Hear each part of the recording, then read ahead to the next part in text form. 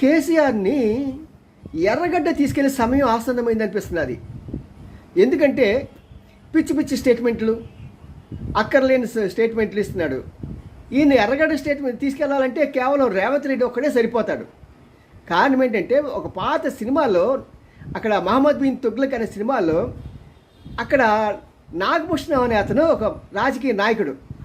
అతను ఒక పెద్ద డైలాగ్ చెప్తాడు, నేను నా భార్య నన్ను విడిచిపెట్టి నా ఎదురింట్లో కాపురం ఉన్నా పర్వాలేదు కానీ నా పదవి పోతే మాత్రం నేను క్షణం కూడా ఉండలేను అని. ఇప్పుడు అలాంటి దౌష్టికమైన పరిణామం కేసీఆర్ పట్టిందేమో అనిపిస్తున్నది. ఇవాళ ఉన్నట్టుండి హైదరాబాద్ని కేంద్రం మనకి కేంద్రపాలిత ప్రాంతంగా చేస్తుంది సుమా, జాగ్రత్త, మేము ఉంటే కానీ వాటిని అడ్డుకోలేమని చెప్తున్నాడు. బుర్రా బుద్ధి ఉన్నాడు ఎవరైనా సరే. ఒక కేంద్ర పాలిత ప్రాంతం కావాలంటే దానికి సంవత్సరం పాటు రాజ్యాంగమైనటువంటి కార్యక్రమాలు జరగాలి. ఇప్పుడు జరిగేది కాదు. మరి ప్రజలను ఎంతకాలం బ్లఫ్ చేద్దాం.